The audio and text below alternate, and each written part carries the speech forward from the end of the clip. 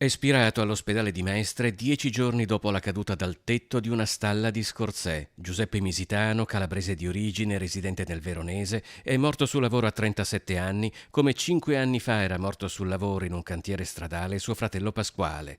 In Veneto quello delle morti sul lavoro è un angoscioso bollettino in continuo aggiornamento, un dramma senza fine anche nel veneziano. Sono già 7 da inizio anno i morti sul lavoro, una cifra inaccettabile, intollerabile.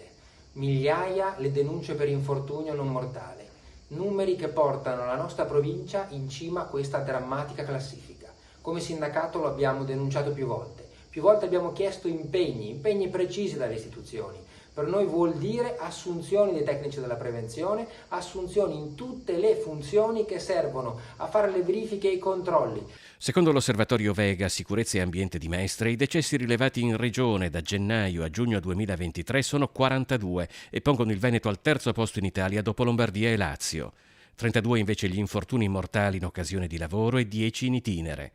Il segretario generale della CGIL Venezia, Daniele Giordano, chiede con forza un impegno che coinvolga tutte le istituzioni, tutte le forze sociali e tutte le forze politiche. Qualche settimana fa abbiamo sottoscritto nella Prefettura di Venezia un protocollo che costituisce un osservatorio proprio sulla salute e sicurezza. Lo abbiamo fatto perché serve dare un segnale chiaro. La salute deve essere la priorità, l'obiettivo deve essere infortuni zero.